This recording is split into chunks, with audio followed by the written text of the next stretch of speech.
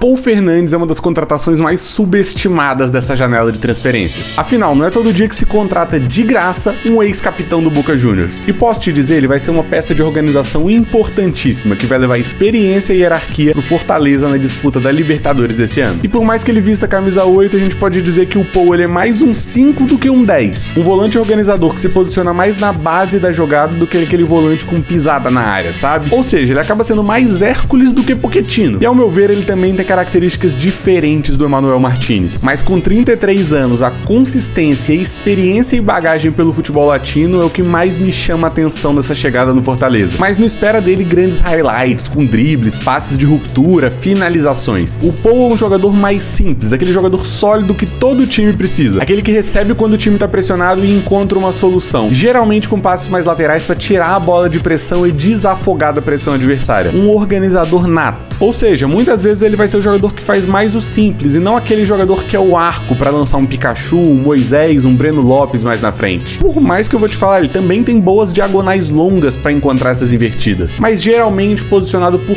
trás do bloco, por fora organizando e vendo o jogo de frente. No saldo, espera mais dele o jogador que vai fazer a bola chegar limpa no Pochettino para aí sim ele ser o cérebro pensante do time. E os números ajudam a mostrar isso. Comparando com o Pochettino, com o Hércules e com o Rossetto, a gente vê nitidamente que o Paul não é um jogador de pisada na área para finalização, mesmo aquelas de média ou longa distância. Assim como ele também não é destaque entre as assistências para finalização e os passes chaves como o Pochettino. Ele não é o jogador do último passe. Por outro lado, a gente vê que ele soma números importantes quando a gente fala de passes laterais e passes progressivos. Aqueles que ajudam o time a avançar no campo, a progredir mesmo, e que muitas vezes vão ajudar o time a desafogar da pressão adversária. E quando a gente fala de participação do jogo, a gente consegue ver isso no número do alto volume de passes que ele tem por partida. E aí a gente vê como ele se torna uma peça fundamental na rede de passes do time, como se toda jogada tivesse que passar por um jogador como ele. E mais uma vez, não vai ser o cara que vai dar o passe genial, o drible genial. Não, ele vai desafogar e vai ajudar a fazer a bola chegar em quem ela tem que chegar. Precisa de drible? Coloca a bola no ponta. Precisa de criatividade? Coloca no 10. E o mais interessante disso tudo é que em alguns números ele vai se aproximar mais do Hércules e em alguns ele se aproxima mais do Rossetto. Ou seja, ele pode ser o primeiro volante, pode ser o camisa 5 ou pode ser o segundo, camisa 8 também, funcionando muito bem quando emparelhado com outro volante. Isso faz ele ser bastante subestimado. É um jogador que não vai ter número mágico no final do campeonato, mas que faz o jogo acontecer. E é impressionante como é que tem pouca gente falando dessa contratação. E claro, não se esquece também de se inscrever aqui para não perder nenhuma das próximas análises. Agora, falando defensivamente, eu tenho algumas dúvidas quanto ao encaixe dele nesse time do Fortaleza. Principalmente porque eu vejo o Paul com muito mais qualidade para subir pressionando. É um volante típico argentino, sabe? Intenso, mordedor, que se saiu muito bem no Boca quando o time subia para pressionar, correndo para frente para sufocar o adversário na saída de bola. E convenhamos, no Fortaleza do Vojvoda isso é bem menos comum. Eu vejo mais um time defendendo em bloco médio e reagindo às ações adversárias. Inclusive tem um vídeo aqui que eu explico como é que funciona esse time do Vojvoda. Então a gente pode esperar dele jogando um pouquinho mais baixo e protegendo entre linhas, não sendo um jogador de explosões longas, mas explosões curtas para impedir que o adversário consiga criar por ali. E quando a gente compara os números do Paul com os meias do Fortaleza que tiveram mais minutos no fim da temporada passada, a gente vê claramente isso que eu tô falando da intensidade. Além dele ter a melhor média de ações defensivas por jogo, ele consegue ser excelente em cortes e ganha